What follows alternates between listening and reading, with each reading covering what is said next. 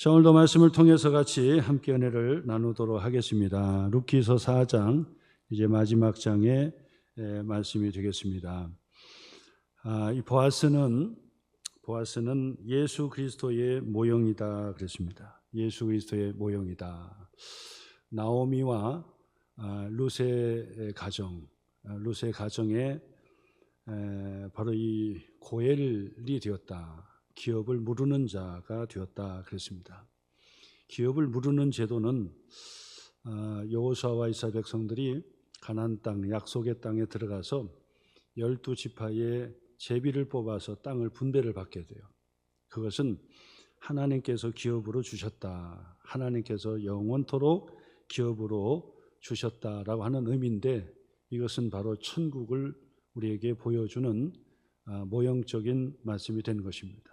가나안 땅은 바로 하나님께서 약속하시는 천국, 영원한 나라 천국을 우리에게 의미하는 것이고, 야곱의 12 아들들에게 땅을 제비 뽑아서 그 땅을 분배를 받아요.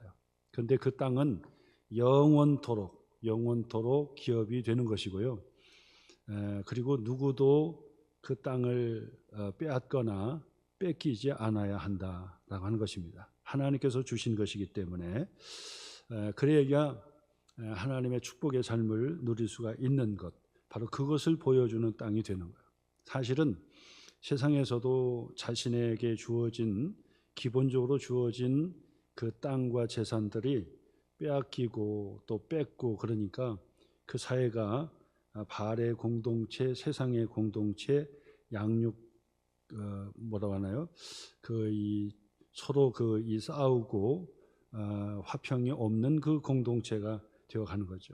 그래서 하나님께서 천국의 아름다운 그런 그 공동체를 보여주기 위해서 가나안 땅의 12지파의 아들들에게 12땅을 제비 뽑아서 갖게 했습니다. 그리고 나서 이제 생활하게 되는데, 살다 보면은 특별한 또 일이 생기죠. 어려운 일이 생기니까 나중에는 땅도 팔아야 되고 또 재산도 잃게 되는 일들이 일어나게 됩니다. 그럼에도 불구하고 이것이 다시 회복되어져 가는 그런 시스템을 하나님께서 만들어 주신 거예요. 그래서 제7일의 안식일도 하나님께서 만들어 주셨고, 그리고 7년의 안식년도 만들어 주셨고, 그 다음에 77에 49, 그래서 50년이 되면 희년이다 해가지고 이 제도를 만들어 주셨어요. 안식일 날은 쉬라고 그러고, 안식년 같은 경우도 좀 땅도 쉬고 또 쉬어야 돼요. 그래야 거기에 땅에 지력이 생겨가지고 또 이 열매를 맺게 되는 그런 모든 작용을 그렇게 만들어 주신 거예요. 그래서 세상의 나라 공동체에서 하나님의 나라를 보여주려고 하다 보니까 어떤 일이 있어가지고 땅을 팔게 되고 재산도 날리게 되고 그런다고요. 이런 것들을 그냥 놔두다 보면은 부익부 빈익빈으로 아주 첨예하게 이 양극화가 심화가 된다고 볼 수 있어요. 그러면 양극화가 심화가 되면 범죄율도 높아지고 서로 불안하고 믿을 수 없고, 그러니까 그 공동체가 화목한 공동체가 될 수가 없거든요. 그러니까 하나님께서 구제책으로 이 희년이 되면은 자기가 이제 가지고 있던 땅을 빼앗긴 자들에게 전부 다 다시 돌려주는 거예요. 전부 다 돌려줘 가지고 원상 회복시켜 주는 거예요. 그래서 또 다시 시작하게 하고, 그러다가도 또 양극화가 심화가 되면은 또 다시 전부 다 재산을, 땅을, 기업을 다 되돌려주고, 그 다음에 빚도 다 탕감해주고, 그 다음에 이 재산 잃고 땅 잃고 먹고 살기 힘드니까 노예로 들어가잖아요. 노예로 들어갔던 자들도 전부 다 해방해서 다시 원상 복귀를 시켜주는 거예요. 이것이 바로 하나님께서 하나님의 나라의 이 화목한 공동체를 만드는 하나님의 법칙이고 하나님의 원리였던 거예요.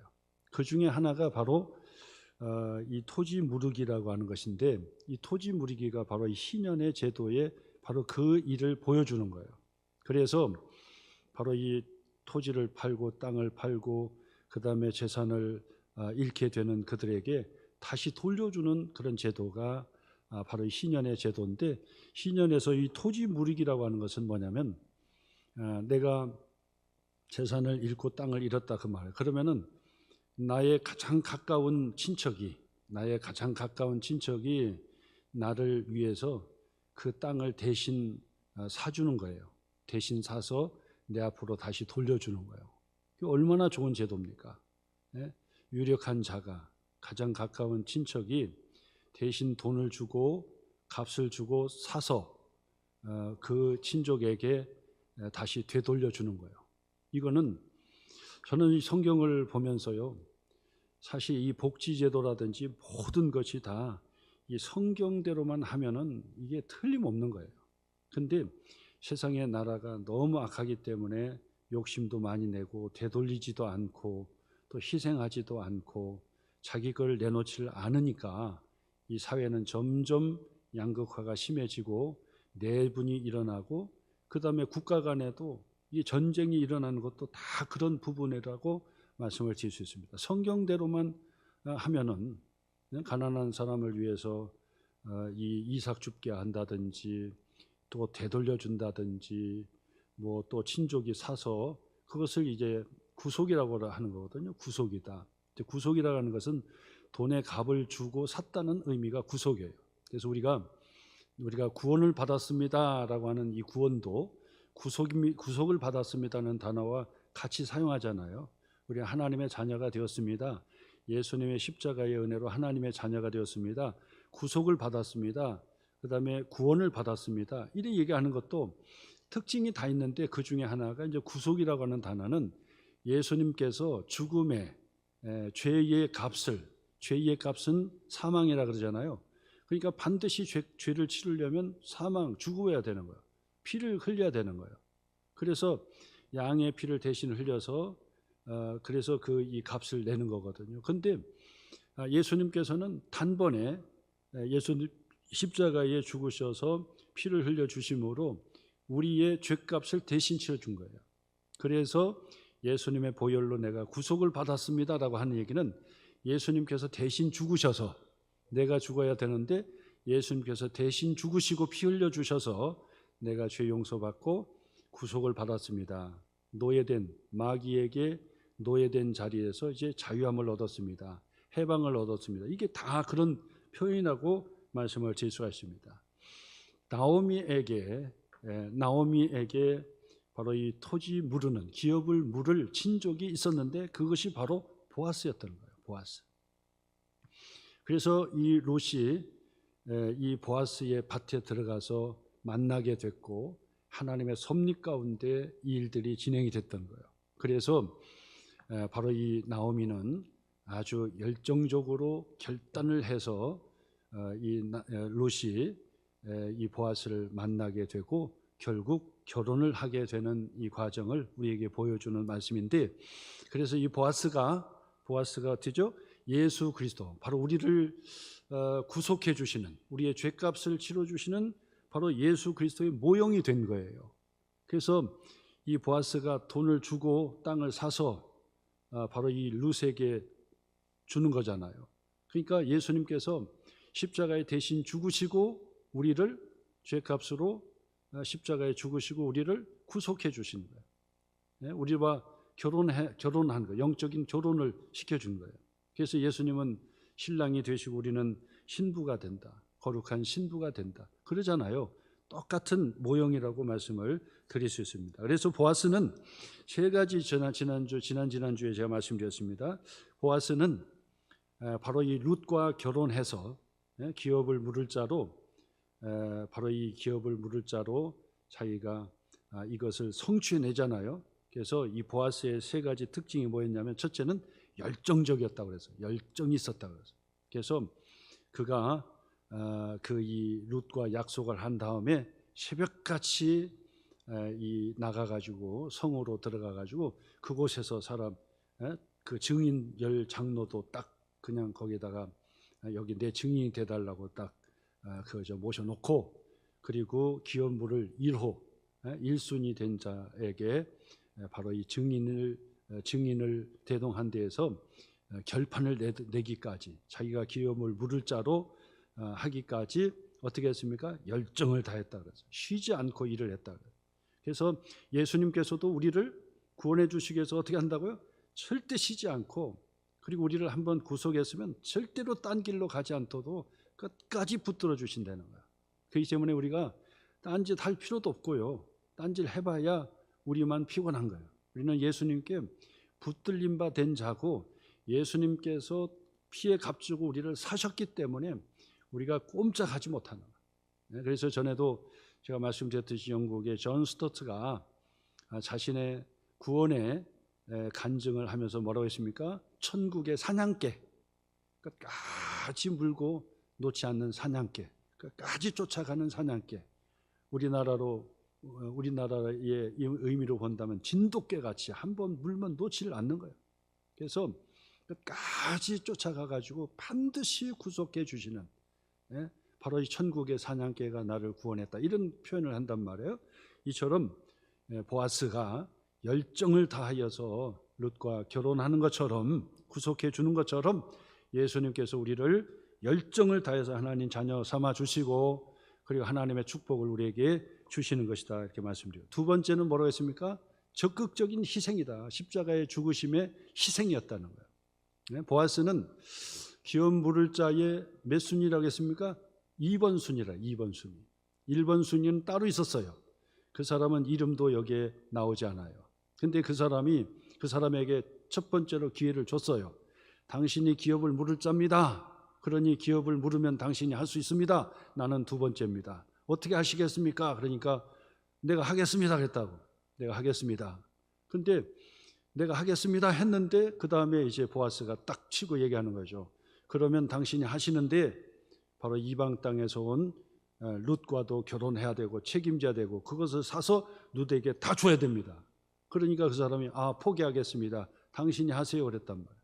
그러니까 보아스가 딱 결정을 내렸죠. 결정을 내서 여기 증인들이 있습니다.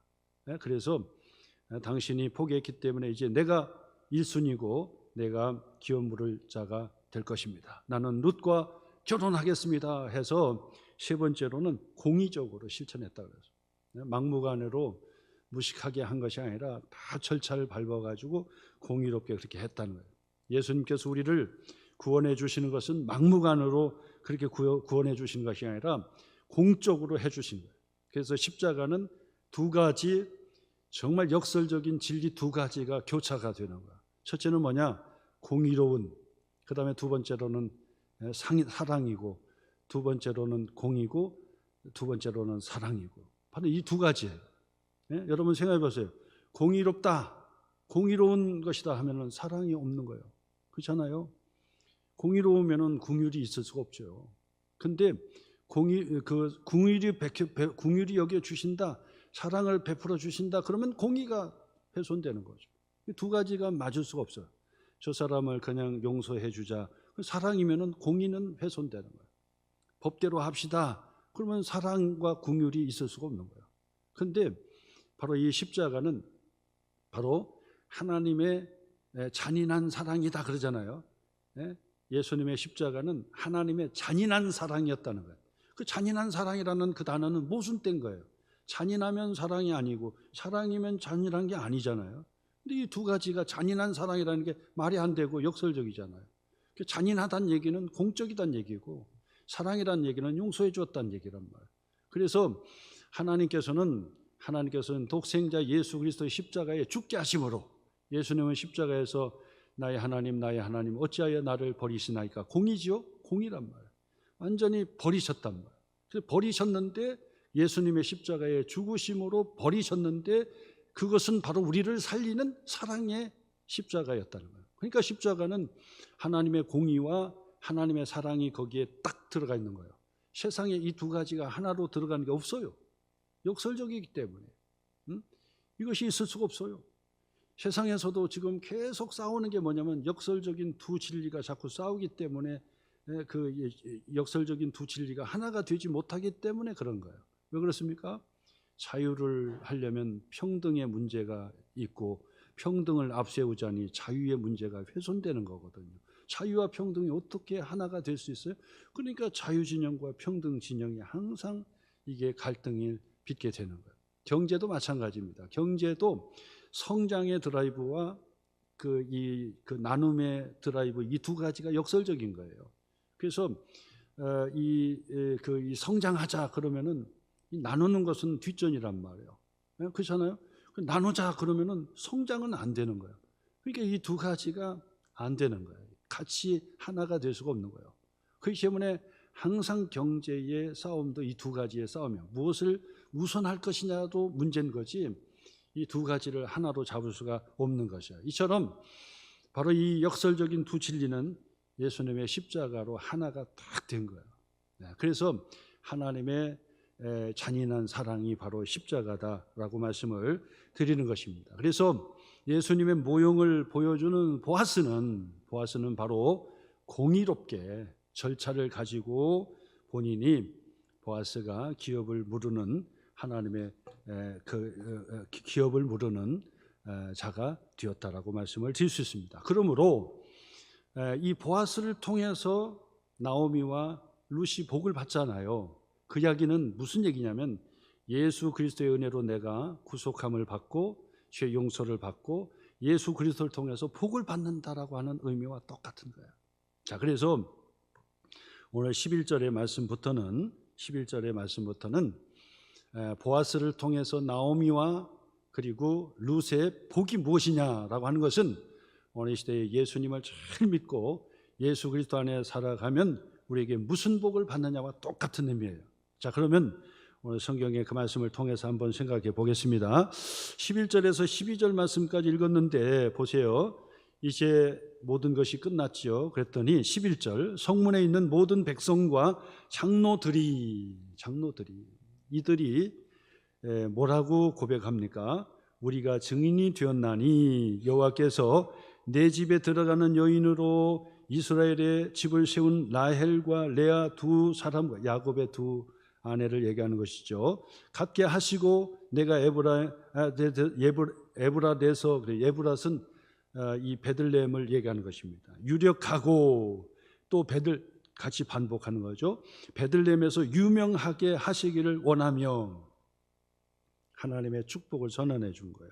그리고 12절의 말씀에서도 여호와께서 이 젊은 여자로 말미암아, 룻이죠, 젊은 여자로 말미암아 내게 상속자를 주사 내 집이 다말이 유다에게 낳아준 베레스의 집, 바로 이 하나님의 축복의 집을 얘기하는 것입니다. 야곱의 집을 유다의 집을 얘기하는 것입니다. 유다의 집은 야곱의 집이요 아브라함의 집이요 하나님의 축복의 나라를 얘기하는 것이죠. 갖게 하시기를 원하노라 해서, 그래서 첫 번째로 뭐냐, 이것은 하나님의 나라의 기업의 축복을 우리에게 준다, 막 그 얘기예요. 보아스를 통해서 나오미와 룻의 가정은 하나님의 나라의 기업을 받게 되는 복을 주시옵소서. 그 복이죠. 이게 첫 번째 복이에요. 그러므로 바로 우리도 예수 그리스도 안에서 천국의 기업을 유업으로 받게 되는 복, 그것을 받았다는 거예요. 천국의 유업을 받게 되었다. 우리가 신약 성서에서 늘 얘기했던 그 말씀이 바로 구약에서도 똑같이 적용이 되는 거죠. 우리는 예수 그리스도 안에서 모형인 보아스를 통해서 하나님의 나라의 기업을 우리가 다시 잊게 되었다는 얘기죠. 보아스를 통해서 기업을 잊게 되었잖아요. 다시 회복하게 되었잖아요. 그러므로 우리도 예수 그리스도 안에서 천국을 다시 잊게 되었다는 거예요. 천국의 기업을 얻게 되었다. 확신하시기를 바랍니다. 우리는 예수 그리스도 안에서 기업을 얻었습니다. 천국의 기업을 얻었습니다. 그래서 예수님께서 바로 이 신랑이 유대의 그 결혼 전통이 뭐라고 했습니까? 약혼식을 먼저 하는데 우리 약혼식하고는 좀 달라요. 의미가 더 이 결혼에 가까운 그런 이 예식이 바로 약혼식인데, 약혼식에 가서 다 결혼처럼 이제 우리가 결혼합니다 그런다고. 그러면 그 다음부터 사는 게 아니라, 결혼식 올리는 것이 아니라 그 다음에 남편이 아버지 집으로 다시 와요. 와가지고 거기에서 아내를 맞이할 집을 다 준비하고 나서 다시 아내가 될 집으로 가는 거예요. 가서 이제 집을 다 장만했으니 이제 갑시다 해가지고 가가지고 결혼식 하고 사는 거예요. 이처럼 예수님께서 천국에 가시면서 우리의 집을 예비한다고 하잖아요. 똑같은 개념으로 그 말씀 드리는 거예요. 신랑 되신 예수님께서 천국에 우리의 집을 다 준비해놓고 다 준비하면 다시 와요. 다시 와서 우리를 데리고 천국으로 인도해 주신다라고 하는 의미가 그렇게 되는 것입니다. 그러므로 우리는 예수 그리스도를 통해서 하나님의 나라 천국의 기업을 유업으로 얻게 되었습니다. 그러면 여러분 천국에 대한 확신을 가지시고 믿음으로 승리하시기를 주님의 이름으로 축원합니다.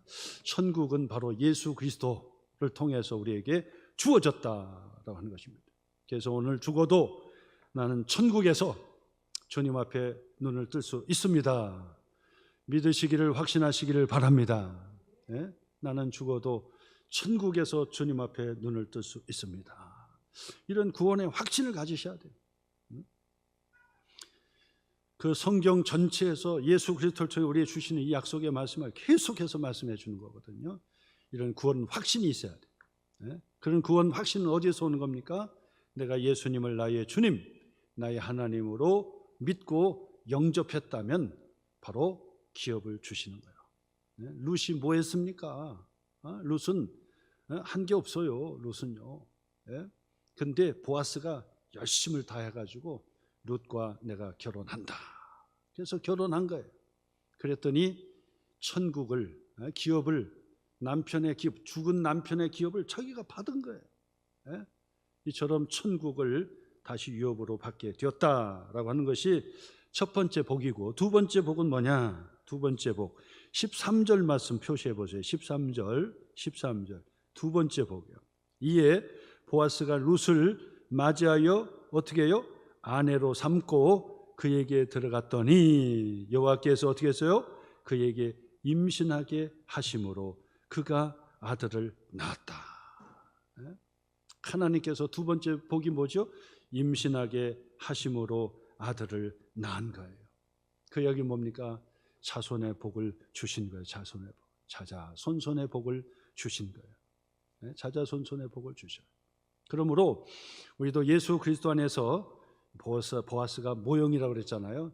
바로 이 보아스를 통해서 룻은 임신하게 되고 자녀를 낳았던 것처럼, 그 축복을 받았던 것처럼 바로 우리들에게도 반드시 우리가 예수 그리스도 안에서 구원받은 그 사람이 아브라함의 복의 근원이 되는 거예요. 아브라함의 복의 근원이 되는 거예요. 그래서 그 사람을 통해서 그 가정이 복을 받는 거예요. 그 사람을 통해서 그의 남편이 복을 받고, 그 사람을 통해서 그의 아내가 복을 받고, 그의 자녀들이 복을 받는 거예요. 그것을 여러분 지금 당장은 눈에 보이지는 않지만은, 그러나 하나님께서는 반드시 그 사람을 통해서, 그 한 사람을 통해서 하나님의 영적인 복을 받고 영적인 가정이 이루어진다라고 하는 사실을 우리에게 보여주는 말씀이 되는 것입니다. 그뿐만 아니라 임신하고 아이를 낳았다 그랬잖아요. 근데 보아스가 룻의 방에 들어갔잖아요. 한 몸이 되었더니 한 몸이 된 거예요. 그 한 몸이 됐다는 얘기는 영적으로 우리에게 무엇을 가져다 주냐면 바로 이 그리스도 예수와 합일이 되었다. 그 얘기예요. 영적으로. 그것을 상징하는 것이 뭡니까? 바로 세례인 거죠. 세례가 뭡니까? 세례는 우리의 죄를 씻는 것도 그 의미가 있지만은, 세례를 통해서 우리가 어떻게 됩니까? 예수 그리스도와 하나가 되는 거예요. 하나. 신부의 방으로 들어가는 것처럼, 하나가 된다. 유기적으로 하나가 되었다라고 하는 것을 의미하는 것입니다. 그래서 에베소서의 바울의 서신서에서도 가정에 대해서 이야기하지만, 사실 그 가정은 우리의 실질적인 가정도 되지만은 영적인 가정도 되는 거예요. 영적인 가정. 그래서 남편을 존중해 줘라. 그 얘기는 뭡니까? 바로 영적으로 남편 대신, 신랑 대신 예수 그리스도, 신부의 머리가 되신 예수 그리스도라고 하는 그런 비유를 통해서 말씀해 주시는 거잖아요. 그렇기 때문에 오늘 두 번째의 축복은 자녀의 복이지만은 그거에 앞서서 임신하고 자녀를 낳았다라고 그 이전에 뭐죠? 하나가 되는 거, 하나가. 나오미와 보아스와 룻과 보아스가 하나가 된 것처럼, 그러므로 우리도 예수 그리스도를 통해서 세례를 통해서 확증해 주는 것처럼 예수 그리스도를 통해서 우리가 뭐가 돼요? 하나가 되는 거, 하나가 되는 거예요. 그러니까 예수님께서 요한복음 14장 20절에서 뭐라고 말씀하십니까? 그날에는 예수님께서 말씀하죠. 그날에는 내가, 예수님이죠, 내가 아버지 안에, 그 다음에 너희가 내 안에 그러잖아요. 너희들이 내 안에, 그리고 내가, 예수님이 너희 안에 있는 것을 너희가 알리라. 하나가 되는 거예요.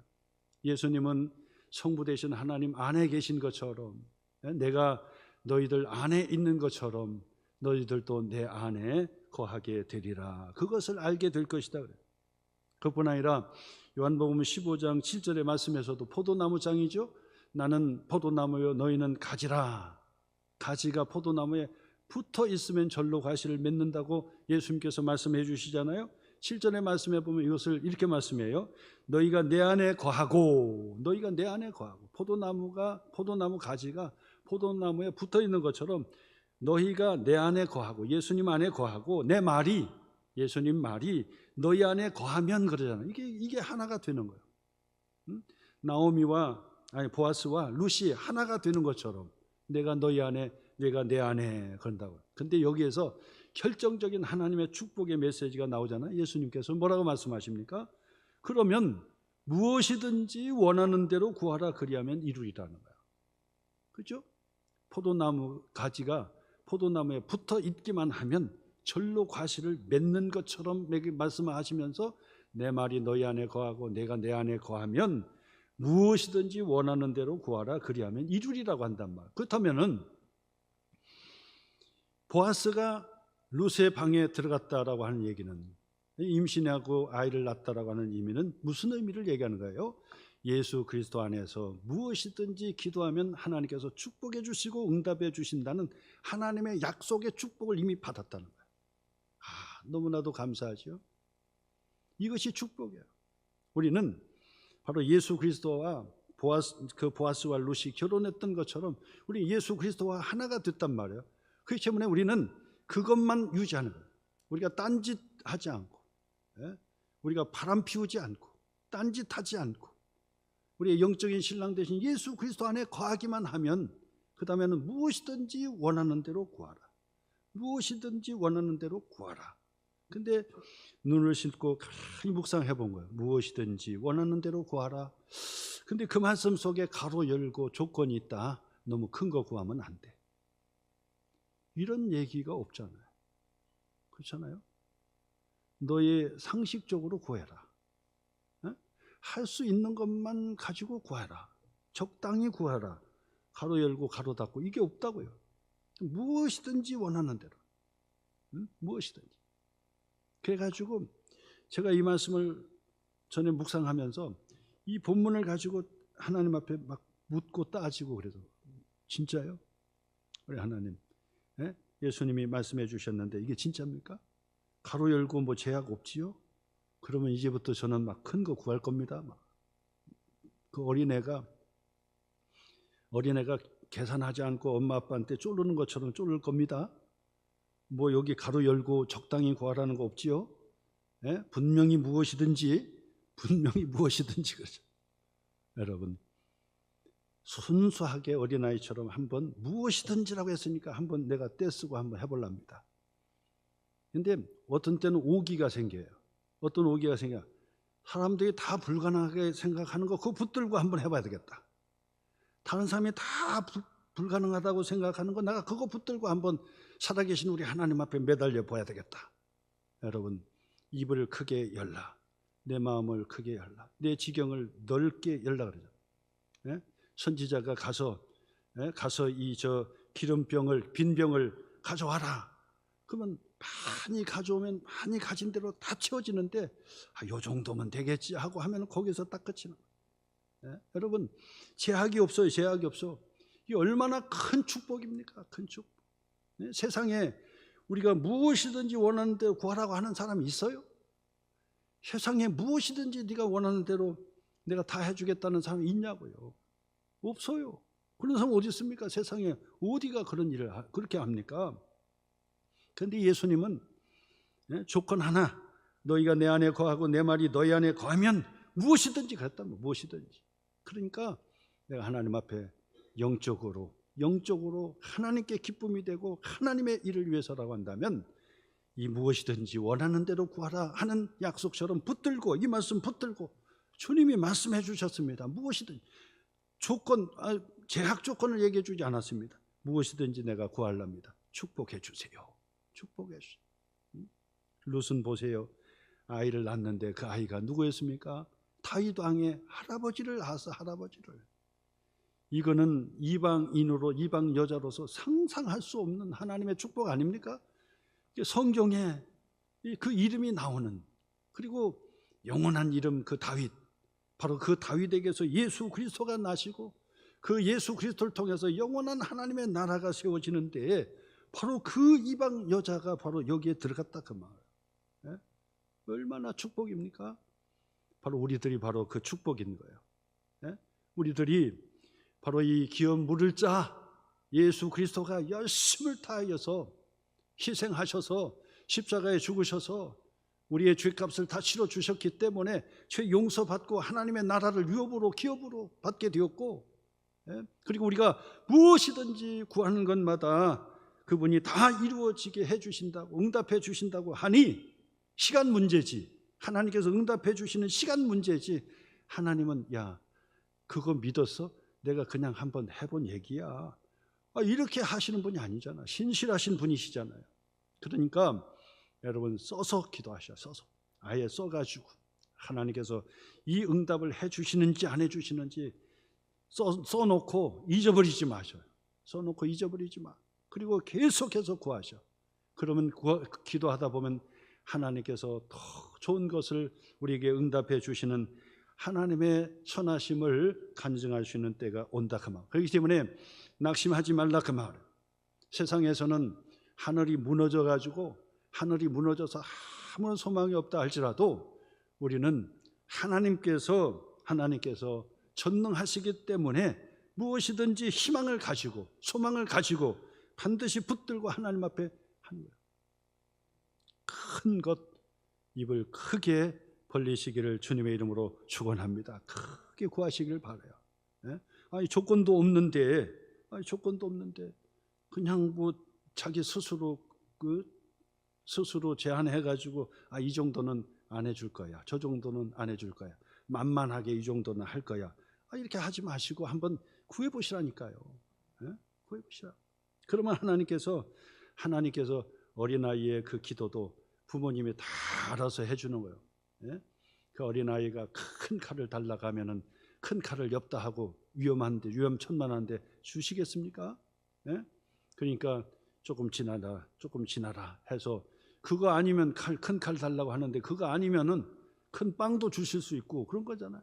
하나님께서 알아서 다 챙겨주시고 함께 해주시니까 스스로 제한하지 말고 하나님 앞에 크게 구해서 선교 사업도, 선교 사역에 부한자 나누고 베푸는데도 부한자 되게 해 주시옵소서. 그래서 여러분들이 하나님의 나라와 교회를 위해서도 열심히 할 수 있는 하나님의 축복도 그렇게 구하셔서 간증하시는 저 여러분 되시기를 바랍니다. 세 번째 축복이 있어요. 세 번째 축복. 14절 말씀부터 봐요. 14절. 여기에서 이 여인들이, 베들레헴의 여인들입니다. 나오미가 다시 돌아왔는데 그 여인들이 축복해 주시는 축복, 세 번째 축복을 받는데 14절부터 보니까 여인들이 나오미에게 이르되, 뭐라고 했습니까? 야 찬송할지로다. 야 하나님을 찬송할. 우리가 그런 거 있잖아요. 어떤 집사님을 보고 권사님을 보면 야 하나님의 찬양이 절로 나오네. 야 복 받았어. 누가 봐도 복을 받아서 하나님을 찬양하리로다. 즐거워서 그런 거죠. 그러니까 보세요.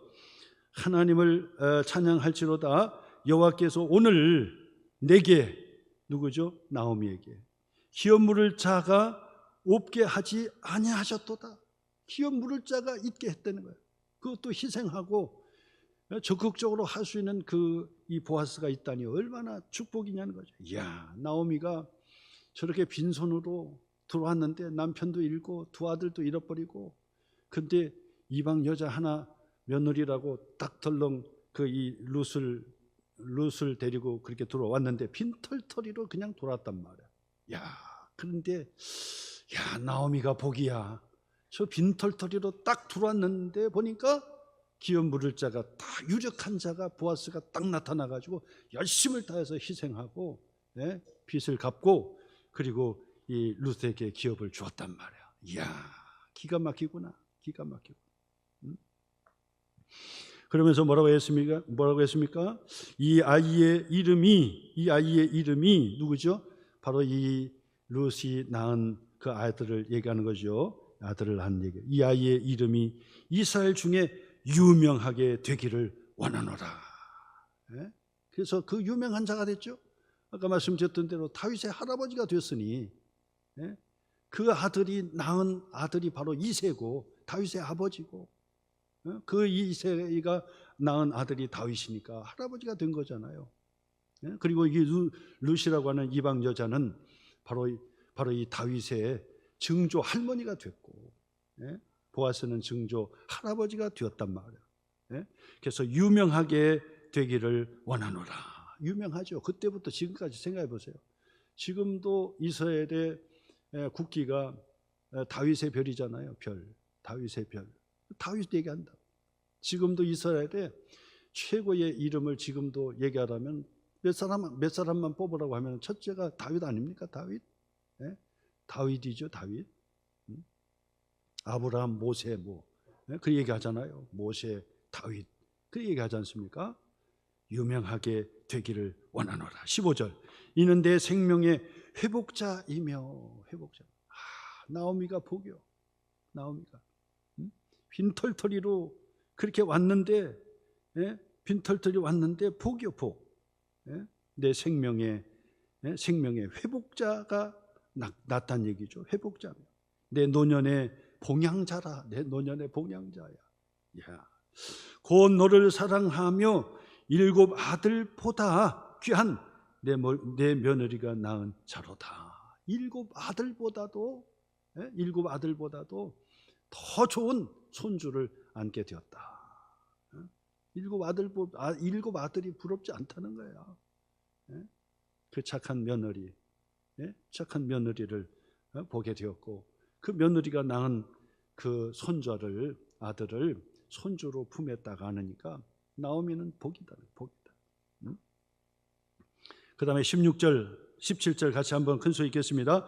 나오미가 아이를 받아 품에 품고 그의 양육자가 되니 그의 이웃 여인들이 그에게 이름을 지어 주되 나오미에게 아들이 태어났다 하여 그의 이름을 오벳이라 하였는데 그는 다윗의 아버지인 이새의 아버지였더라. 얼마나 큰 축복이냐는 거죠. 그래서 세 번째 축복은 어떤 축복입니까? 어떤 축복? 큰 기쁨의 축복이에요. 정말 기뻐하고 행복할 수 있는 축복. 힘들게 어렵게 이방 땅으로 갔다가 그곳에서 남편 잃고 두 아들 잃고 그리고 전 재산도 다 허비하고 빈털터리로 주님의 음성을 듣고 내 아버지 집으로 가야 되겠다 해서 베들레헴으로 고향 땅으로 돌아왔는데 나오미가 왔다 그러니까 나오미는 그들에게 얘기하면 나한테 나오미라고 하지 마세요. 나오미는 기쁨이고 행복이라는 뜻인데 나오미라고 하지 마세요. 마라의 쓴물처럼 마라라 하세요.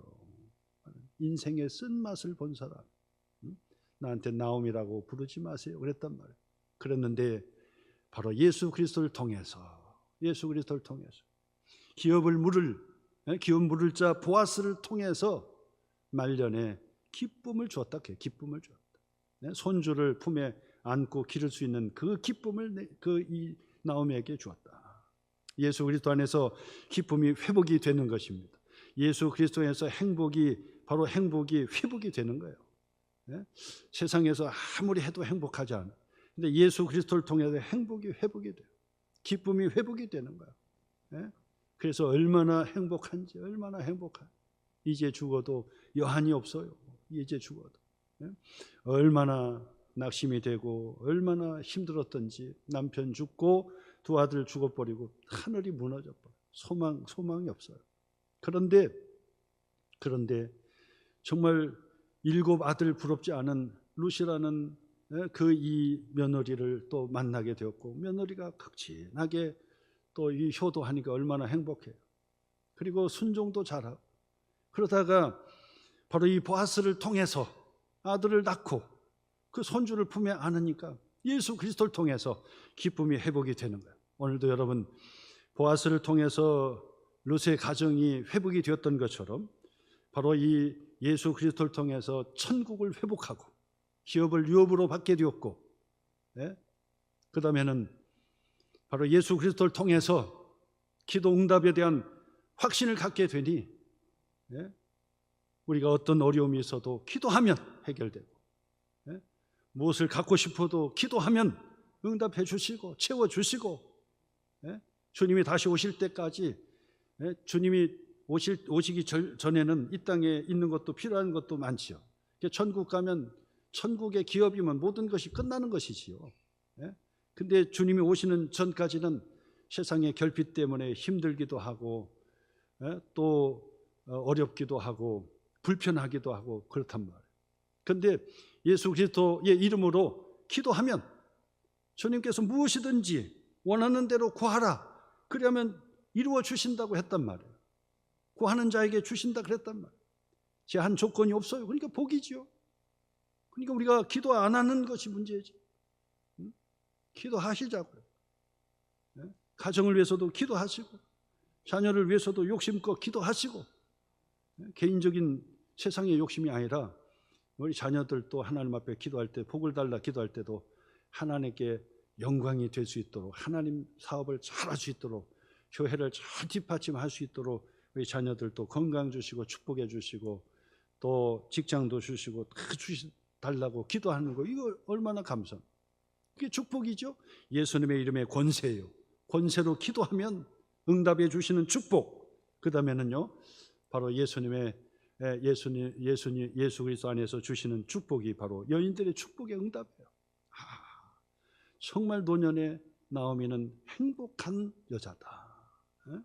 기쁨이 회복이 되고, 예수 그리스도 안에서 기쁨이 회복이 되고 행복하게 되고, 그래서 주님 오실 때까지 기대하면서 소망차게 건강하게 행복하게 사는. 여러분, 믿음 생활이라는 게 뭡니까?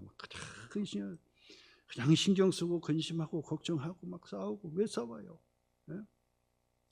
앞으로 살 날도 사는 날보다도 짧을 텐데 왜 싸워? 그냥 사랑해주고 품어주고, 다 품어주고 이해해주고, 그냥 그럴 수 있습니다. 마음을 자꾸 열자고요. 마음을 자꾸 열어요. 마음을 자꾸 열어가지고 그냥 사랑해주고 품어주고 사랑해, 이것만 남는 거예요. 얼마나 감사합니다. 그렇게 하면 나도 행복하고 다른 사람도 행복하고. 신앙생활을 그렇게 해야지, 신앙생활 자꾸 스트레스 받아가지고 이건 아닌데 저건 아닌데 하고 하면은 나도 스트레스 받고, 그렇잖아요. 하나님께 영광도 되지 못하고. 그러니까 마음을 활짝 열고, 나는 예수 그리스도 안에서 정말 나오미의 기쁨처럼 나도 회복이 됐습니다. 나는 예수 그리스도 안에서 행복합니다. 나는 예수 그리스도 안에서 기쁩니다. 감사합니다. 자꾸 말로 하면요, 말대로 되는 거예요. 말대로 되는. 생각 자체가 그러면 마귀가 와서도 그냥 떠나가 버려요. 근데 부정적인 얘기하고 막 그러면 마귀가 옳거니 하고 그냥 확 잡아버리는 거예요. 그러니까 마음적으로 막 힘들 일이 있고 어려운 일이 있지만은 그래도 나는 예수 그리스도 안에서 행복하다. 왜? 응답해 주실 테니까. 반드시 주님 해결해 주실 테니까. 기도 응답해 주실 테니까 나는 행복하다. 나는 소망한다. 나는 기대한다. 주님께서 함께해 주신다 라고 하는 믿음으로 그렇게 행복하게 기쁨을 고백하면서 간증하면서 승리하시기를 주님의 이름으로 축원합니다.